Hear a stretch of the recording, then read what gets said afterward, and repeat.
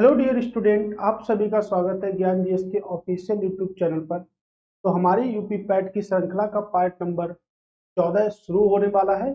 उससे पहले अभी तक हम बहुत सारे प्रश्नों को देख चुके हैं और जैसे ही आपका एग्जाम नजदीक आएगा वैसे वैसे हम क्वेश्चनों को और से ज़्यादा देखेंगे। तो आपका टारगेट आपने सेट किया है और वही टारगेट हम लेके चलेंगे। 1000 प्रश्नों की जो श्रृंखला आपकी है, इसमें कंप्लीट वो सभी प्रश्न जो आपके पेपर में 50 प्रश्न आएंगे, उन सभी की व्याख्या आपके पास होगी और आप एग्जाम से पहले रिवीजन कर लें अच्छे से, जिससे आपका यूपी पैट में स्कोरिंग करने में आपको बहुत ही सहायक मददगार साबित होने वाला है। ठीक है, तो चलिए शुरू करते हैं और पहले क्वेश्चन की ओर मूव करेंगे। और पहला क्वेश्चन हमारा स्क्रीन पर ये प्रस्तुत हुआ। तो पहला क्वेश्चन काफी बड़ा है, देखिएगा 263 क्वेश्चन इससे पहले अभी तक हम पढ़ चुके हैं। आज भी हमारे पास बहुत सारे क्वेश्चन हैं। उन सभी क्वेश्चनों के लिए आपको हमारे साथ बना रहना होगा। लगातार वीडियो को देखिएगा अच्छे से और कमेंट्स जरूर करिएगा और लाइक भी वीडियो को कर दीजिएगा, सब्सक्राइब भी जरूर कर दीजिएगा। ठीक है, तो देखो कौन सा प्रश्न है कि निम्नलिखित में से कौन सा कथन राष्ट्रीय जैव विविधता प्राधिकरण यानी कि बायोडायवर्सिटी अथॉरिटी के लिए एक कथन है के संबंध में सही नहीं है। बोल रहा संबंध में सही नहीं है। यह एक वैधानिक निकाय है। यह कृषि विविधता के सरोकार के लिए समिति का गठन करता है। ये भारत सरकार के लिए सरलीकरण, विनिमय और सलाहकार के रूप में कार्य करता है। रॉन्ग, ये गलत लिख गया है, सलाहकार के रूप में कार्य करता है। इसका मुख्यालय नई दिल्ली में है।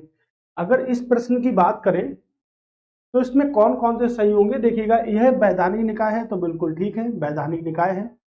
ये कृषि विविधता के लिए ही संबंधित है, ये भी ठीक है। ये भारत सरकार के सरलीकरण, सलाहकार, विनिमय का कार्य करता है, ये भी ठीक है।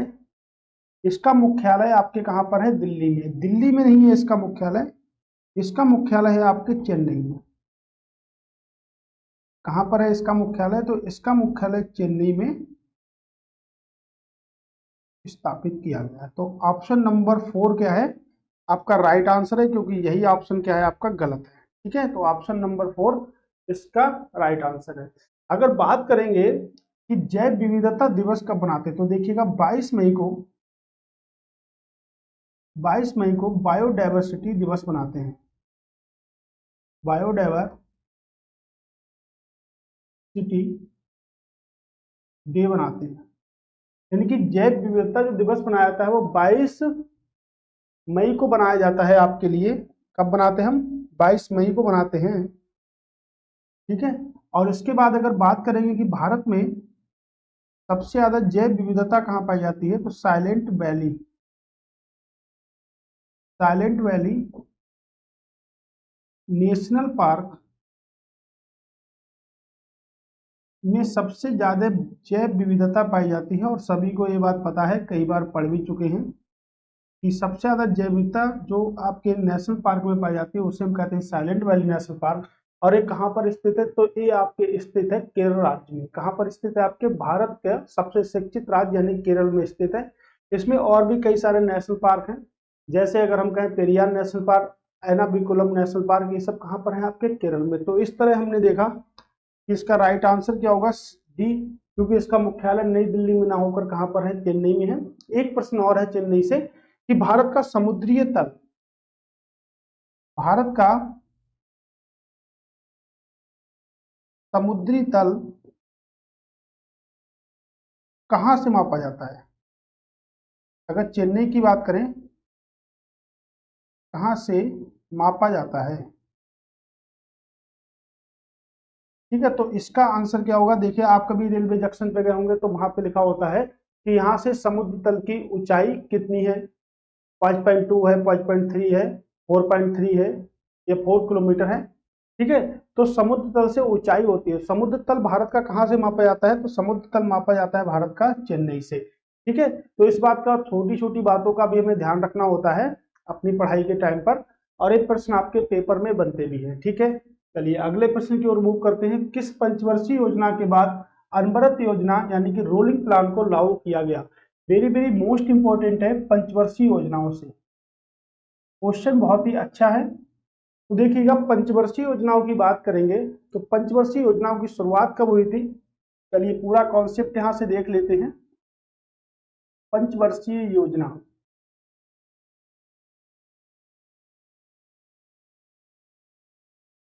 ठीक है। तो पंचवर्षीय योजना यानी कि भारत में कई सारी पंचवर्षीय योजना चलाई, यानी कुल मिलाकर 12 पंचवर्षीय योजना चली थी। और लास्ट पंचवर्षीय जो योजना थी वो 2012 से लेकर 2017 तक थी। पहली पंचवर्षीय योजना से लेके हम देखेंगे अभी, जब तक हमारा आंसर नहीं निकल आता इसका तब तक, ठीक है। उससे पहले अगर बात करेंगे तो पंचवर्षीय योजनाओं को भारतीय संविधान में रूस के संविधान से ग्रहण किया गया। सोवियत संघ रूस बोल सकते हैं, या रूस के संविधान से लिया गया है, रूस के संविधान से ग्रहण किया गया है। और पंचवर्षीय योजनाओं की अगर बात करेंगे तो पहली पंचवर्षीय योजना 1951 में आई थी, लेकिन पंचवर्षीय योजनाओं की स्थापना 15 मार्च 1950 को की गई थी। कब करी गई थी? 15 मार्च 1950 को की गई थी पंचवर्षीय योजनाओं की जो आपकी जो स्थापना थी वो कब की गई? इसी टाइम पर की गई थी, ठीक है, याद रखिएगा।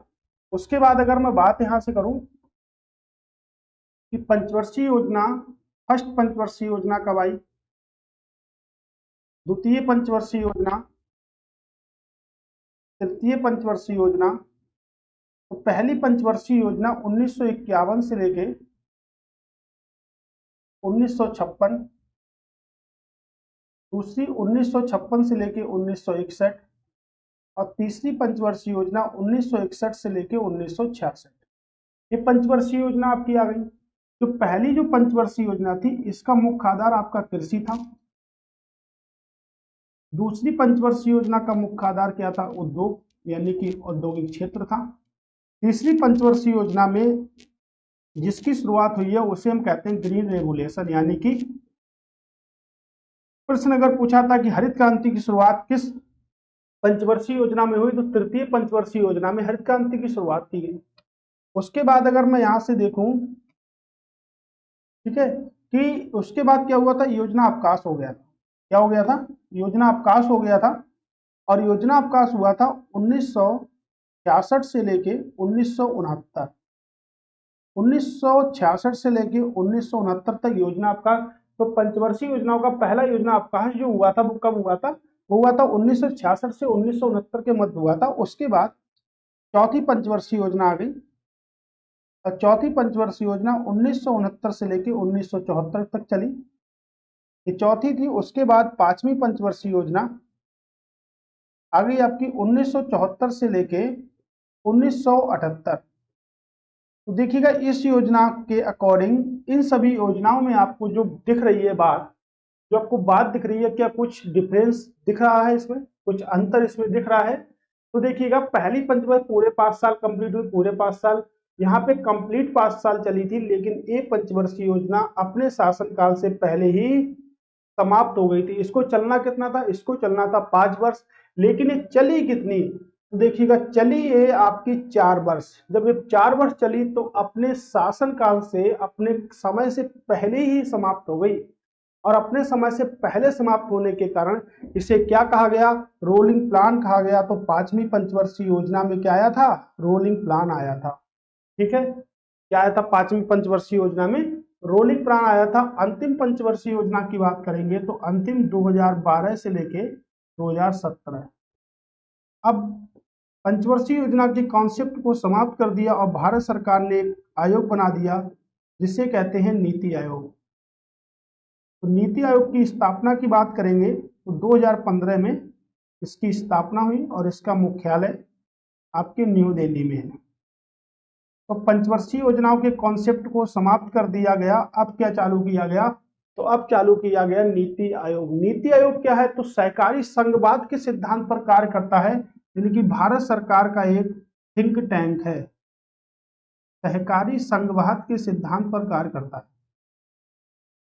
भारत सरकार का क्या है? तो भारत सरकार का एक थिंक टैंक है। ओके, ठीक है। कोई दिक्कत किसी को, कोई परेशानी हो इस क्वेश्चन में तो इसका आंसर देखिएगा पांचवी योजना, यानी कि पंचवर्षीय योजनाओं से ऐसे प्रश्न हमारे पेपर में बनते हैं और हमेशा से ही बनते हैं ऐसे प्रश्न। ऐसे नहीं है कि पहली बार बन रहे हैं, हमेशा ही ऐसे प्रश्न आपके बनते हैं। तो राष्ट्रीय चंबल अभ्यारण्य निम्नलिखित में से किस राज्य का हिस्सा नहीं है? राष्ट्रीय चंबल अभ्यारण्य किस राज्य का हिस्सा नहीं है? प्रश्न हमारा ए है। तो राष्ट्रीय चंबल अभ्यारण्य की अगर बात करेंगे तो त्रिजंक्शन की श्रेणी में आता है, यानी कि 3 राज्यों के साथ सीमा स्पर्श करता है। वो 3 राज्य कौन से हैं? यानी कि उत्तर प्रदेश, मध्य प्रदेश और राजस्थान। ऑप्शन पढ़ने की आपको जरूरत नहीं है अगर आपको पूरी बात पता है तब। तो देखिएगा, अब इन 3 राज्यों के बाद जो राज्य इसमें एक्स्ट्रा होगा वही क्या होगा? इसका आंसर होगा। ठीक है, क्या है? हरियाणा में आपका राष्ट्रीय चंबल नेशनल पार्क या अभ्यारण्य नहीं स्पर्श करता है सीमा को।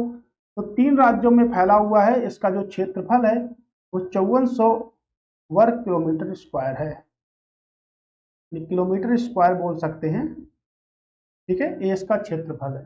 तो याद रखिएगा, उत्तर प्रदेश में एक बहुत ही प्रसिद्ध नेशनल पार्क है जिसे कहते हैं Dudhwa national park. Dudhwa national park. ठीक है, मध्य प्रदेश में भी एक एक national park. Kanha national park Madhya Pradesh में है। हरियाणा में Sariska national park, very very most important. Sariska, मरुस्थल, ये सब कहां पर है आपके? ये सब आपके राजस्थान में है। तो कुछ नेशनल पार्क देखे। ठीक है, अगला है कि फास्फोरस की कमी के कारण क्या होता है? यानी कि फास्फोरस की कमी के कारण शरीर में कौन सा रोग होगा? जठर तंत्र संबंधी संकट होगा, हाइपोकैल्सियम होगा, तंत्रिका तंत्र के विकार होंगे, या रतौंधी होगा। रतौंधी आपको पता है, रतौंधी किसकी कमी से होता है? आपके विटामिन ए की कमी से। विटामिन ए की कमी से रतौंधी होता है। और विटामिन ए का जो केमिकल नेम होता है उसे कहते हैं रेटिनॉल। क्या कहते हैं उसे? हम हिंदी में लिख देते हैं रेटिनॉल।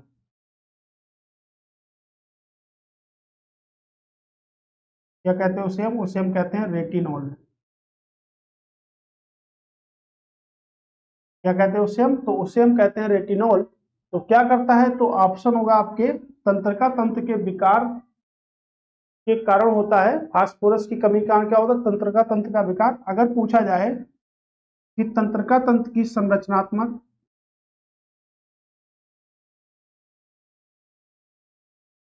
व कार्यात्मक इकाई क्या है? Very very most important. इकाई क्या है आपकी? तो संरचनात्मक इकाई क्या है आपकी? न्यूरॉन। ठीक है, क्या है? न्यूरॉन है, याद रखिएगा। तंत्रिका तंत्र की संरचनात्मक व कार्यात्मक इकाई जो है उसे क्या कहते हैं? उसे न्यूरॉन कहते हैं। और तंत्रिका तंत्र के विकार में होता है। तो फास्फोरस या आवर्त सारणी का एक एलिमेंट्स है फास्फोरस। ओके, अगला प्रश्न है हमारा कि निम्नलिखित में से कौन सा बहुलक एक थर्मोप्लास्टिक नहीं है? तो कौन सा बहुलक ऐसा है जो थर्मोप्लास्टिक नहीं है? टेफ्लॉन हो गया, नियोप्रिन हो गया, पॉलिस्टीरीन हो गया, या पॉलीथीन हो गया। अगर देखा जाएगा तो देखिएगा, ये जो आपका नियोप्रिन है ये क्या है? कृत्रिम प्रवाह, यानी कृत्रिम लवण के परिवार का तत्व है, परिवार का एलिमेंट्स है। ठीक है, तो इस प्रकार ऑप्शन कौन सा होगा? ऑप्शन नंबर बी क्या होगा? एकदम ठीक आंसर होगा, एकदम राइट आंसर होगा। ओके, चलिए अगला, तापमान का एसआई मात्रक क्या है? एसआई यूनिट का मतलब है इंटरनेशनल सिस्टम, यानी कि एसआई मात्रक क्या है? केल्विन है। तो बिल्कुल ठीक है। जूल क्या होगा? कार्य का एसआई मात्रक। कार्य की एसआई यूनिट क्या होगी आपकी? जूल। ठीक है, ये देखिएगा फ़ारेनहाइट, डिग्री सेंटीग्रेड, ये सब किसके होते हैं? ये आपके तापमान के होते हैं। ठीक है, लेकिन तापमान के एसआई मात्रक नहीं होते। एसआई मात्रक क्या होता है?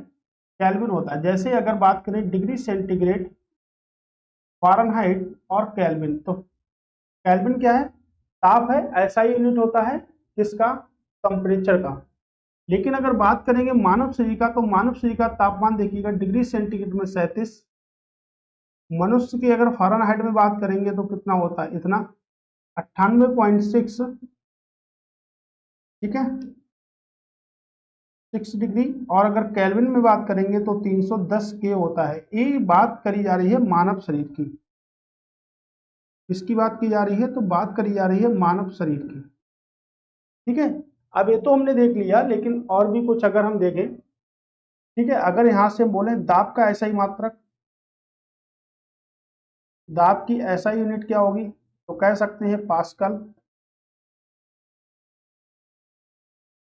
ज्योति तीव्रता का ऐसा ही मात्रक पढ़े होंगे आप लोगों ने। ज्योति तीव्रता का ऐसा ही मात्रक क्या होगा? तो ज्योति तीव्रता की अगर ऐसा ही मात्रक की बात करेंगे तो कैंडेला।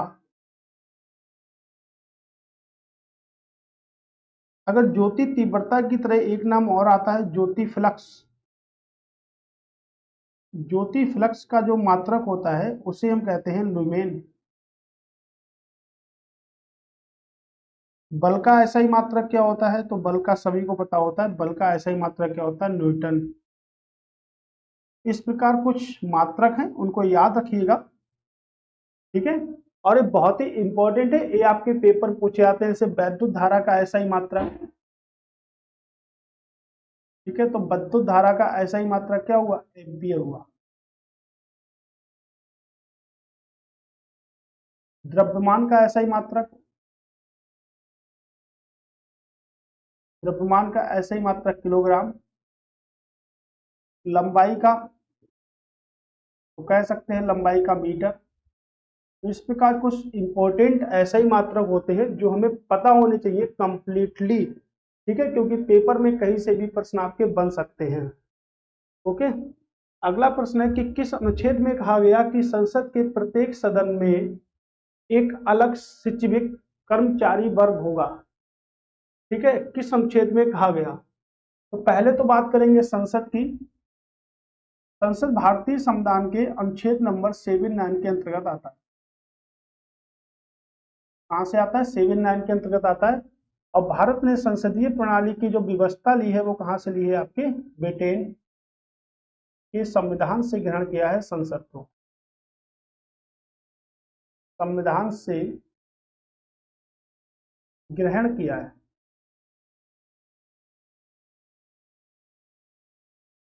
ठीक है। कहां के संविधान से ग्रहण करा है? तो ब्रिटेन के संविधान से ग्रहण किया है संसद। ओके, अब अगर पूछा जाए किस अनुच्छेद के तहत होंगे, तो अनुच्छेद नंबर आपका 98, क्या होगा? 98 अनुच्छेद आपका होगा, ठीक है।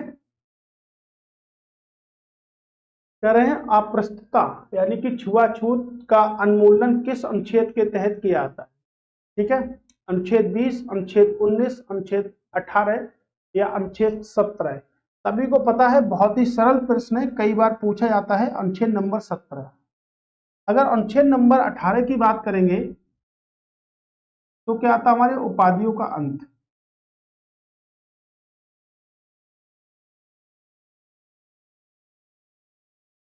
उसके बाद अगर अनुच्छेद 19 को देखेंगे तो वाक्य व अभिव्यक्ति,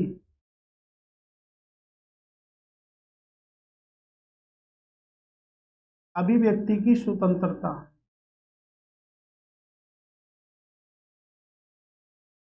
वाक्य व अभिव्यक्ति की स्वतंत्रता। अगर अनुच्छेद 20 की बात करेंगे तो देखिएगा अपराध के लिए या अपराधों के लिए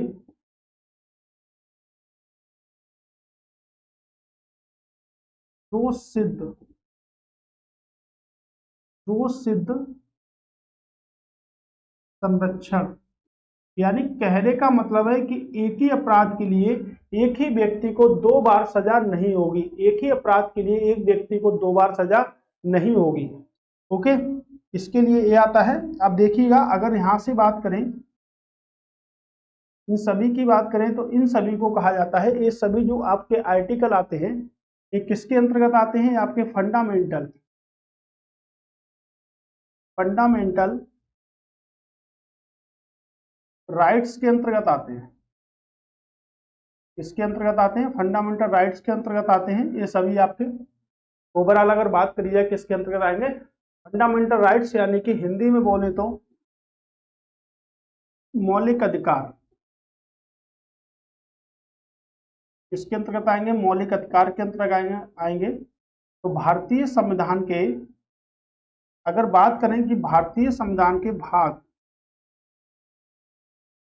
3 में रखा गया है, और इसे संविधान का मैग्ना कार्टा कहा जाता है। संविधान का मैग्ना कार्टा। तो भारतीय संविधान का मैग्ना कार्टा किसे कहा जाता है? भाग नंबर 3 को। और भाग नंबर 3 में अनुच्छेद 12 से 35 तक शामिल है। 12 से 35 तक आर्टिकल क्या है? शामिल है। ठीक है, तो मौलिक अधिकार कहते हैं इसको। ठीक है, याद रखिएगा, संविधान का मैग्ना कार्टा कहा जाता है। ठीक है, अनुच्छेद 12 से लेके 35 आपके आते हैं। टोटल अनुच्छेद यहीं पर हैं आपके। ठीक है, और इसमें 6 प्रकार, अभी प्रारंभ में जब संविधान बना था तो प्रारंभ में 7 थे। कितने थे?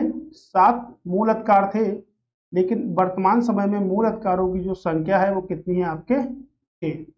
ठीक है, अभी कितनी है? 6 मूल अधिकारों की संख्या है वर्तमान समय में। ओके, अगला देखते हैं। बिंगुला धारा है। कैसी धारा है? गर्म महासागरीय धारा है, तीव्र गर्म महासागरीय धारा है, ये ठंडी महासागरीय धारा है। यह कौन सा सही है? तो देखिएगा, ठंडी महासागरीय धारा। कौन सी नाम की है? ठंडी महासागरीय धारा है। और भी ठंडी महासागरीय धारा होती है, जैसे केनारी, फॉकलैंड,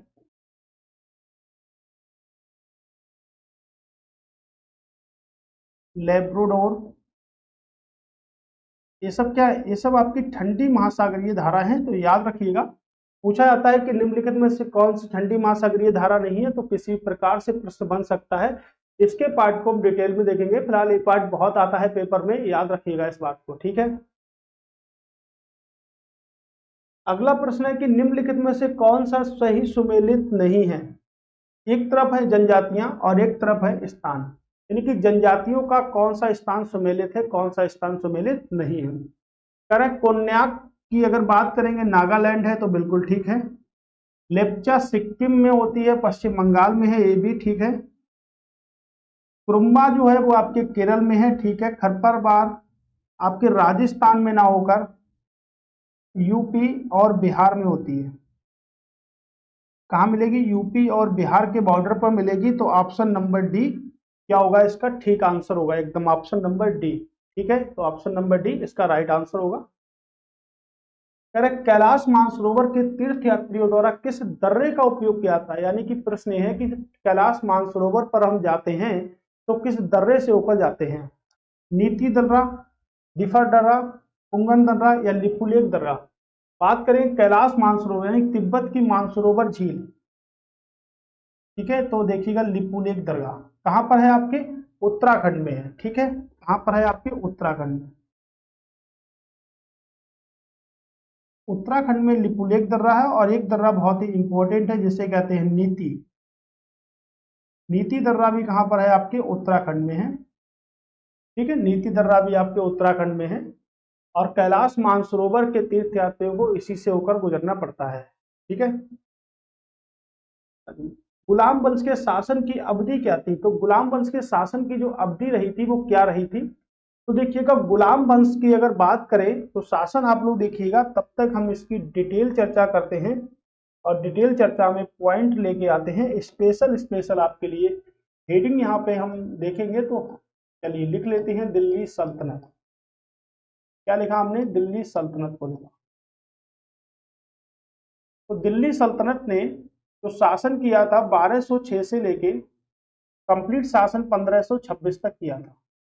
तो इसके अंतर्गत कितने राज्य आए, कितने वंशों ने शासन किया, सबसे बड़ा वंश कौन सा होगा, सबसे छोटा वंश कौन सा होगा, इससे शासन किया?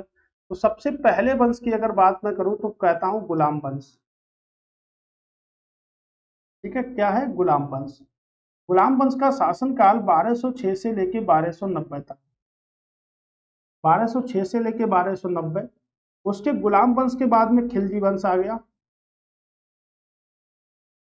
और खिलजी वंश का जो शासनकाल था वो 1290 से लेके 1320। खिलजी के बाद तुगलक वंश, और तुगलक वंश का जो शासनकाल था वो 1320 से लेके 1440। तुगलक वंश के बाद बात करेंगे तो आपका सैयद वंश ने शासन किया। सैयद वंश, सैयद वंश की बात करेंगे तो 1414 से लेके 1451 तक सैयद वंश ने शासन किया। उसके बाद लोधी वंश आ गया। तो लोधी वंश ने जो शासन किया 1451 से लेके 1526 तक, किसने शासन किया? तो यहाँ पर लोधी वंश ने शासन किया। किस वंश ने शासन किया? लोधी वंश ने। तो ये सभी शासन है, और इसमें हमसे पूछा कि भाई हमारा पहला क्या है? गुलाम वंश। तो गुलाम वंश देखिएगा पहला है आपका। ठीक है, गुलाम वंश तो हमारा पहला ही है यहाँ से। ओके, तो देखिएगा दिल्ली सल्तनत की अगर बात करें तो 1206 से लेके 1526, यानी कि कुतुबुद्दीन ऐबक के समय में चालू हुआ, और इब्राहिम लोदी के समय में इस वंश का क्या हो गया? अंत हो गया, दिल्ली सल्तनत। दिल्ली सल्तनत की अगर दरबारी भाषा की बात करें तो क्या थी आपकी? फारसी। दिल्ली सल्तनत की दरबारी भाषा फारसी थी, और इसमें कई सारे लोग शामिल हुए थे। गुलाम वंश का जो संस्थापक थे उन्हें कुतुबुद्दीन ऐबक के नाम से जानते थे हम। और लोदी वंश के अंतिम व्यक्ति की बात करेंगे तो अंतिम शासक कौन था लोदी वंश का? इब्राहिम लोदी। इब्राहिम लोदी को अंतिम लोदी वंश का संस्थापक माना जाता है, यानी कि लोदी वंश का अंतिम शासक। यहाँ से कहानी स्टार्ट होती है और यहाँ तक कहानी चलती है, जिसे हम कहते हैं कुतुबुद्दीन ऐबक। क्या कहते हैं इसको हम? तो इसको हम कहते हैं कुतुबुद्दीन ऐबक। ठीक है, इस प्रकार कुतुबुद्दीन ऐबक। ठीक है, तो याद रखिएगा इन बातों को। ठीक है, जिसमें सबसे छोटा जो था, इसका शासनकाल सबसे छोटा था, तो आपके खिलजी वंश का शासनकाल सबसे छोटा था। कितने वर्षों तक शासन किया खिलजी वंश ने? तो 30 वर्षों तक मात्र शासन किया। किसने? खिलजी वंश ने। ठीक है, 30 वर्षों तक शासन किया खिलजी वंश ने। तो देखिएगा सबसे बड़ा जो शासनकाल है वो कितना है आपके? 94 वर्षों का शासनकाल है। इसका, ठीक है, तुगलक वंश का 94 वर्षों का शासनकाल है। इसमें दो शासक बहुत ही इंपॉर्टेंट हुए, एक मोहम्मद बिन तुगलक, एक एपस्टी यानी कि फिरोज शाह तुगलक। दो शासक, मोहम्मद बिन तुगलक सबसे विद्वान था, इसे पागलों का राजा कहते थे। और एक कौन था? फिरोज शाह तुगलक, जिसने भारत में लोक निर्माण विभाग की स्थापना करी। जैसे जैनपुर नगर, जौनपुर को किसने स्थापित कराया? तो फिरोज शाह तुगलक ने था, लेकिन किसकी स्मृति में कराया था? तो जौनपुर को किसकी स्मृति में कराया था? ये स्मृति की अगर बात करेंगे तो मोहम्मद बिन तुगलक की, यानी कि जौना खां की याद में कराया था। उसके बाद भारत पूर्व का सिराज कहते हैं, भारत का सिराज कहते हैं किसको? जौनपुर को। तो जौनपुर की जो नींव रखी थी फिरोज शाह तुगलक ने रखी थी। ऐसे भी प्रश्न हमारे बनते हैं और पेपर में पूछे भी जा चुके हैं आप लोगों से। ठीक है, तो इस प्रकार ये अवधि क्या है? एकदम करेक्ट है आपका। कह पृथ्वीराज चौहान को किस वर्ष राज सिंहासन प्राप्त हुआ? इंपॉर्टेंट प्रश्न है कि पृथ्वीराज चौहान को किस नाम से जानते हैं? तो जो पृथ्वीराज चौहान है इन्हें हम पृथ्वीराज चौहान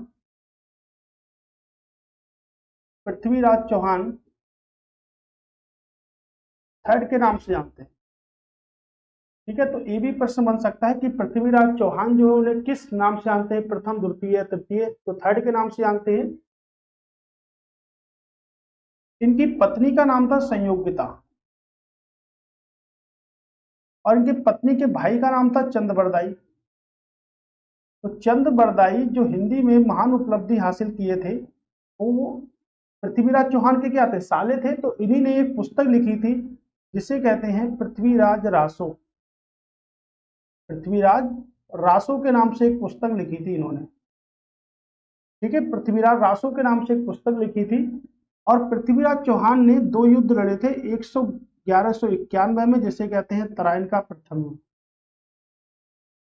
तराइन का प्रथम युद्ध किसके किसके मध्य हुआ था? तो तराइन का प्रथम युद्ध की बात करेंगे, मोहम्मद गौरी व पृथ्वीराज चौहान के मध्य हुआ था। पृथ्वीराज चौहान जीते, गौरी हार गए।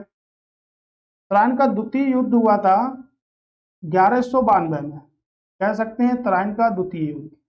कौन जीता? गौरी जीती, गौरी जीत गया, पृथ्वीराज चौहान हार गए। क्योंकि अगर पहले युद्ध में पृथ्वीराज चौहान मोहम्मद गौरी को मार देते तो इतिहास का पन्ना अलग हो जाता। लेकिन क्या हुआ कि पृथ्वीराज चौहान को दया आ गई और मोहम्मद गौरी को छोड़ दिया। तो दया जिस पर आ जाती है वो इंसान आगे आपके लिए बहुत ही खतरनाक होता है। तो याद रखिएगा कि आपको किसी पर दया नहीं करनी है। जो क्रूरता से आपके साथ लड़ने आया उससे कभी भी दया नहीं करोगे, ठीक है। तो कब सिंहासन प्राप्त हुआ? 1178 में सिंहासन प्राप्त हो चुका था। कब सिंहासन प्राप्त हुआ था? 1178 में, ठीक है। देखिएगा इस प्रश्न को।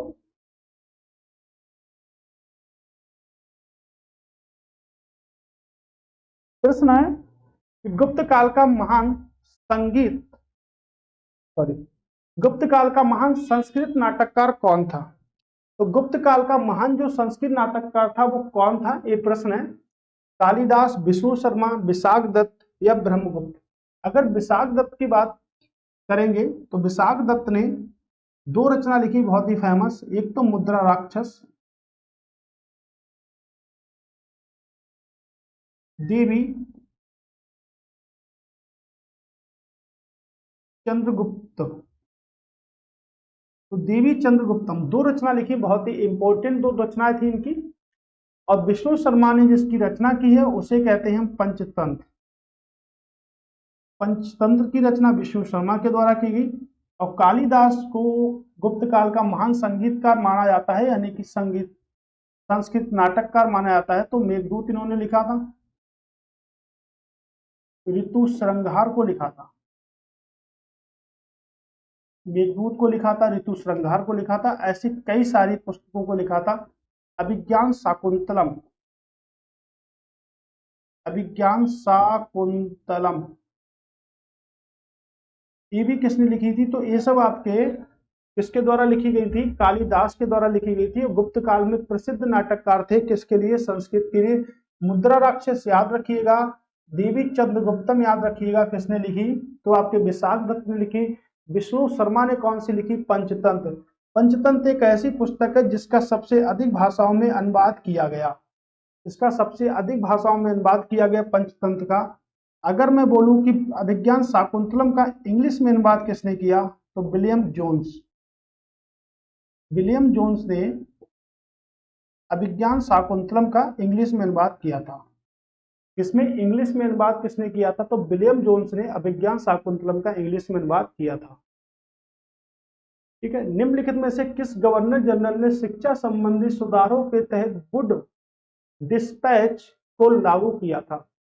तो वुड डिस्पैच को लागू किसने किया था, ये प्रश्न है, ठीक है। अगर वॉरेन हेस्टिंग्स की बात करें, लॉर्ड डलहौजी, लॉर्ड लिटन या लॉर्ड रिपन। वॉरेन हेस्टिंग्स को अगर हम देखें तो इसको क्या कहते हैं, इन्होंने क्या करा था? लॉर्ड डलहौजी ने क्या किया था, लॉर्ड लिंटन ने क्या किया था, लॉर्ड रिपन। लॉर्ड रिपन के शासनकाल की बात करें, 1880 से लेकर 1884 तक जो शासन था वो लॉर्ड रिपन का शासनकाल था। और रिपन को हम कहते हैं स्थानीय स्वशासन का जनक।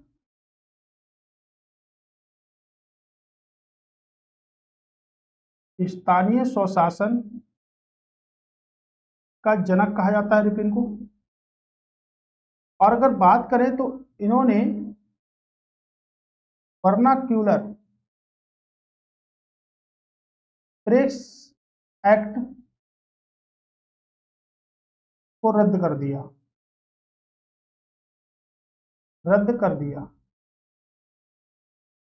तीसरा पॉइंट इन्हीं के लिए, तीसरा पॉइंट इनके लिए यह है कि इन्होंने नियमित रूप से जनगणना शुरू की,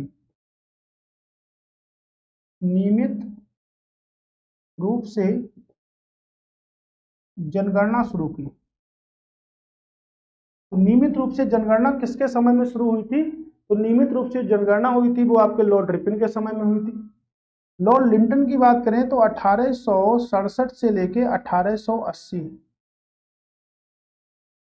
तो बर्नाकुला जो प्रेस एक्ट था वो किसके समय में आया था? लॉर्ड लिटन के समय में आया था, लेकिन जिसे रद्द कर दिया किसने? लॉर्ड रिपन ने। डलहौजी की अगर बात करेंगे तो डलहौजी को देखिएगा 1858 से लेके 1856। अब वुड डिस्पैच जो लागू किया गया था वो 1854 में किया गया था। 1854 में जो शासनकाल था वो किसका था? लॉर्ड डलहौजी का था। लॉर्ड डलहौजी को रेलवे विभाग का जनक कहते हैं, यानी कि फादर ऑफ रेलवे। रेलवे विभाग का जनक कहते हैं किसको? लॉर्ड डलहौजी को। ठीक है, याद रखिएगा। इसने अवध को कुशासन के आधार पर हड़प लिया था। अवध को कुशासन के आधार पर 1856 में हड़प नीति के तहत हड़प लिया था। तो हड़प नीति की शुरुआत किसने करी? तो हड़प नीति की जो शुरुआत की थी वो लॉर्ड डलहौजी ने की थी। कुशासन के आधार पर किसे हड़पा था? अवध को हड़पा था। लेकिन पूछा जाए कि हड़प नीति का पहला शिकार कौन सा राज्य हुआ, तो सतारा, जो कि आपके महाराष्ट्र में पड़ता है, उसे हड़प लिया था 1854 में। ठीक है, 1854 में हड़प लिया था। तो देख, कुशासन के आधार पर अवध को सबसे पहले, और सबसे पहले अगर ओवरऑल बात करेंगे तो क्या होगा? महाराष्ट्र यानी कि सतारा को 1854 में हड़प लिया था डलहौजी ने हड़प नीति के तहत। ठीक है, तो याद रखिएगा इसका आंसर क्या होगा? लॉर्ड डलहौजी। लाला हरदयाल के नेतृत्व में गदर पार्टी की स्थापना कब की गई?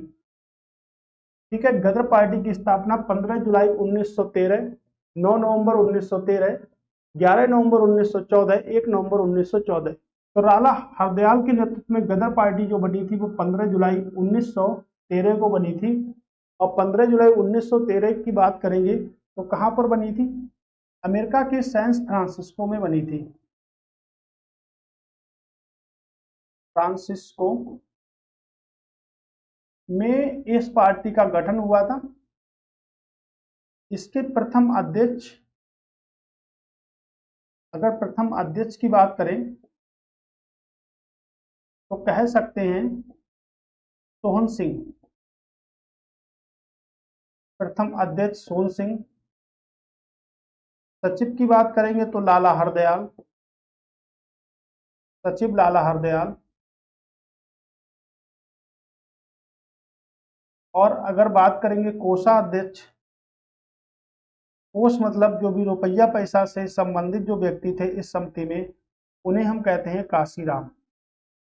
क्या कहते हैं उनको? तो उनको कहते हैं काशीराम। याद रखिएगा, क्या कहते हैं उनको? तो उनको कहते हैं काशीराम। 15 जुलाई को अमेरिका के सैन फ्रांसिस्को में स्थापित की गई थी इस समिति को। ठीक है, कहां पर? सैन फ्रांसिस्को में। महात्मा गांधी किस वर्ष दक्षिण अफ्रीका से भारत आए थे? तो महात्मा गांधी किस वर्ष दक्षिण अफ्रीका से भारत आए थे? तो महात्मा गांधी सबसे पहले गए कब थे? 1893 में अपने दोस्त अब्दुल्ला का केस लड़ने के लिए गए थे। अब्दुल्ला खां का केस लड़ने के लिए कहाँ गए थे? ठीक है, दक्षिण अफ्रीका गए थे। और लौटे कब? 9 जनवरी 1915 को। कहाँ लौटे? भारत। भारत में कहाँ पर? आपके बंबई में। ठीक है, तो बंबई में लौटे। तो कब लौटे? 1915 में लौटे। जैसे ही 1915 में लौटे वैसे राजनीति की ओर मूव करने के लिए उतावले हो चुके थे गांधी जी। लेकिन गोपाल कृष्ण गोखले जो उनके राजनीतिक गुरु थे, उनके कहने पर इन्होंने राजनीति में 2 साल तक प्रवेश नहीं किया। तो इन्होंने पहला जो प्रवेश किया 1917 में चंपारण, 1917 में चंपारण आंदोलन में पहला प्रवेश किया था। चंपारण एक जगह थी बिहार में, जो नील किसानों के विरुद्ध चलाया गया एक आंदोलन था। राजकुमार शुक्ल ने इन्हें चंपारण में शामिल होने का न्योता भिजवाया था, यानी कि आमंत्रित किया था। किसने? राजकुमार शुक्ल ने। तो अपनी यात्रा के दौरान जब लौटे थे, लगभग में कह सकते हैं कि 22 वर्ष तक रहे। कहाँ? आपके दक्षिण अफ्रीका में 22 वर्ष तक गांधी रहे हैं। और जब 1915 में जब वो लौटे तो उनको गोपाल कृष्ण गोखले ने रोक दिया, जो कि इनके राजनीतिक गुरु थे। और गोपाल कृष्ण गोखले के राजनीतिक गुरु की बात अगर करें तो महादेव रानडे थे। तो उन्होंने इनको रोक दिया और रोकने के बाद इनसे बोला कि कुछ टाइम देखो, भारत में भ्रमण करो और देखो कि भारत की जो जानकारी है राजनीतिक में वो किस स्तर की है और आप किस स्तर तक इसको बनाना चाहते हो।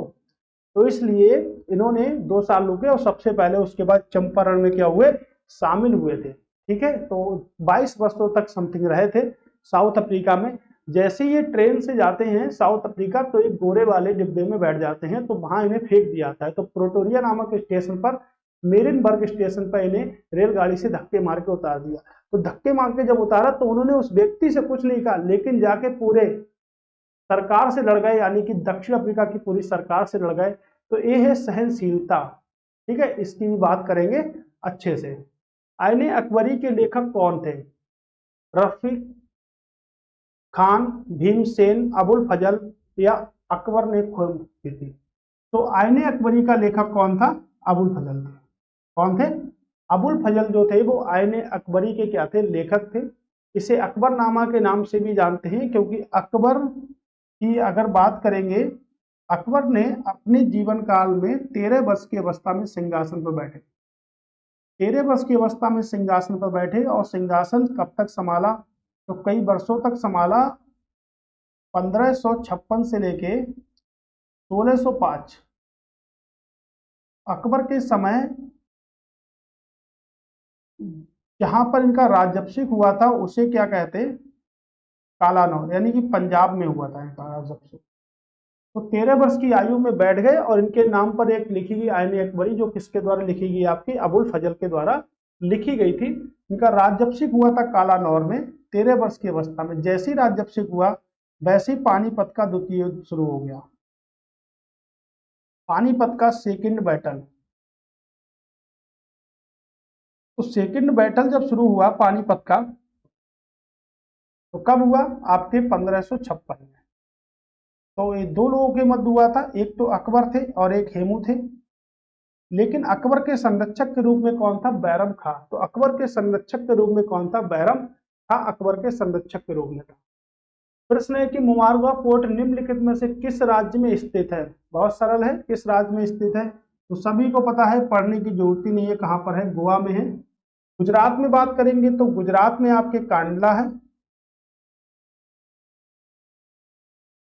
ठीक है, ये इंपॉर्टेंट है आपका। ऐसी पश्चिम बंगाल का समुद्र तट है, उड़ीसा का समुद्र तट है। तो समुद्र तटीय जो रेखा है वो भारत के कितने राज्यों से गुजरती है? 9 राज्यों से, यानी कि 9 स्टेट से तटीय रेखा गुजरती है। इसकी लंबाई की बात करेंगे तो आपके बात करेंगे 7516.6 किलोमीटर है। और जिसमें सबसे लंबी जो तटीय रेखा है वो कहाँ पर है? गुजरात की है। सबसे लंबी तटीय रेखा कहाँ की है? गुजरात की है। तो इस बात को भी याद रखिएगा। ठीक है, अगला प्रश्न है हमारे पास में कि निम्नलिखित में से कौन सा भारत में दूसरा सबसे बड़ा कॉफी उत्पादक राज्य है?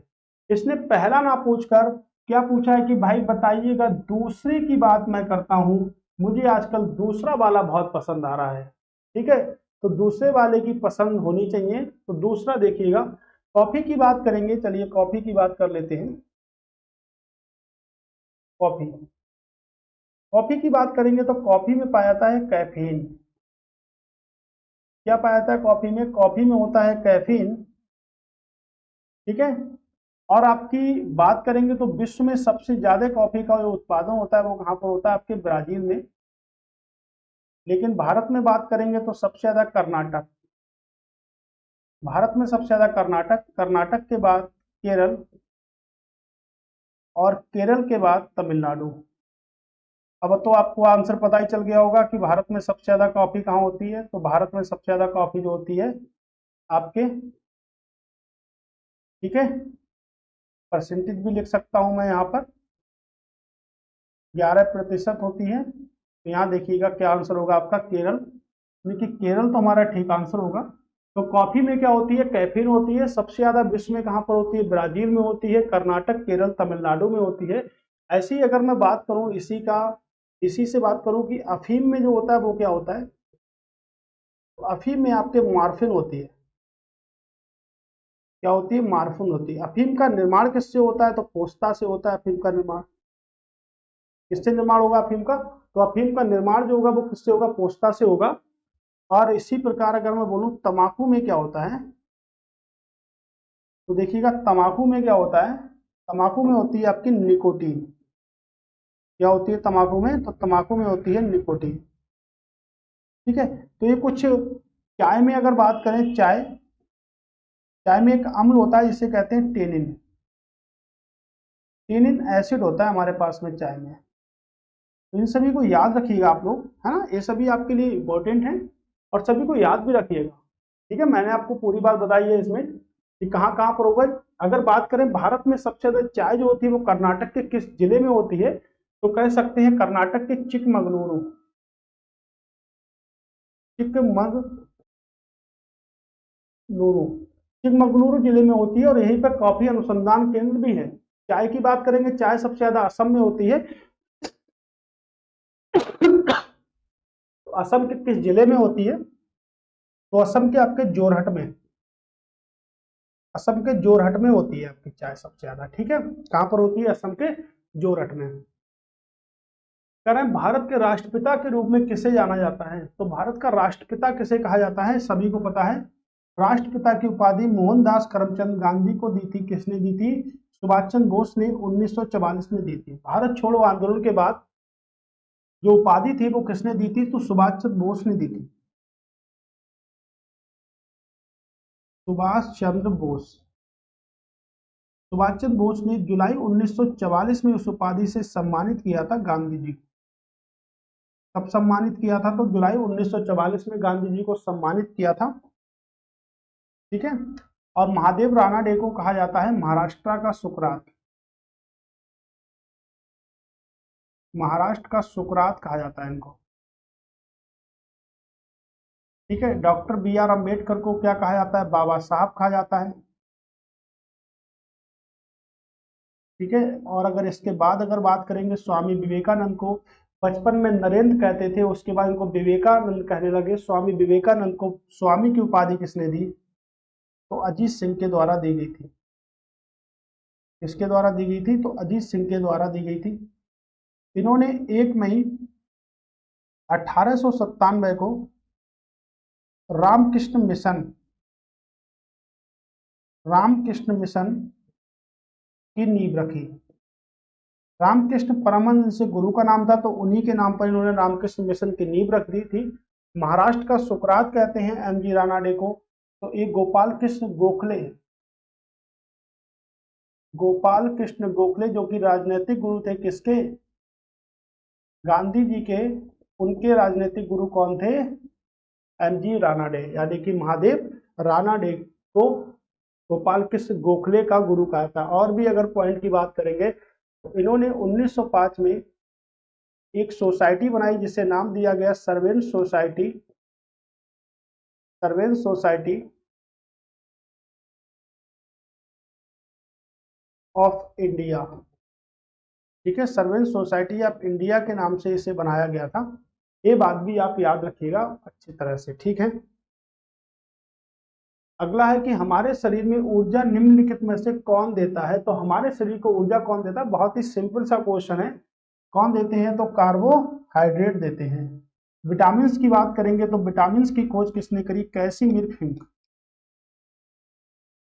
कैसिमिर फंक ने विटामिन की खोज करी थी। कई सारे विटामिन होते हैं जिसमें सबसे बड़ा विटामिन विटामिन बी कॉम्प्लेक्स है। जल की बात करेंगे तो जल का फार्मूला होता है H2O, लेकिन भारी जल का जो फार्मूला होता है वो होता है D2O। इसे क्या बोलते हैं, तो हम इसे बोलते हैं ड्यूटेरियम ऑक्साइड, ड्यूटेरियम ऑक्साइड बोलते हैं, और इसे हाइड्रो ऑक्साइड बोलते हैं। ठीक है, ड्यूटेरियम ऑक्साइड बोल सकते हैं D2O को, भारी जल को। ठीक है, तो ओवरऑल क्या होगा हमारा आंसर, हमारा आंसर होगा सी, सी हमारा राइट आंसर होगा यहाँ से। ओजोन परत के क्षरण के क्या कारण होता है, तो ओजोन परत का जो क्षरण होता है उसका कारण क्या होता है। सबसे पहले तो अगर बात करें कि ओजोन परत जो होती है वो कहाँ पाई जाती है, तो वो आपके समताप मंडल में पाई जाती है। समताप मंडल यानी कि स्ट्रेटोस्फीयर में ये पाई जाती है। ये क्या, ये मंडल जो होता है मौसमी घटनाओं से मुक्त होता है, मौसमी घटनाओं से मुक्त होता है, यानी कि आंधी तूफान नहीं आता है। तो आंधी तूफान जो आता है वो आपके क्षोभ मंडल में आता है, यहाँ पर आता है क्षोभ मंडल में आता है, आंधी तूफान नहीं आता यहाँ पर। तो ओजोन परत जो होती है, इसकी जो इकाई जो होती है उसे किस इकाई से मापते हैं, तो डॉप्सन इकाई। तो ओजोन परत के लिए एक इकाई का प्रयोग किया जाता है जिसे कहते हैं डॉप्सन इकाई। और ओजोन परत संरक्षण दिवस मनाते हैं 16 सितंबर को। तो ओजोन क्या करती है, सूर्य से आने वाली, सूर्य की पराबैंगनी या सूर्य से आने वाली पराबैंगनी किरणों को, पराबैंगनी किरणों को रोकती है या अवशोषित करती है, रोकती है या अवशोषित करती है।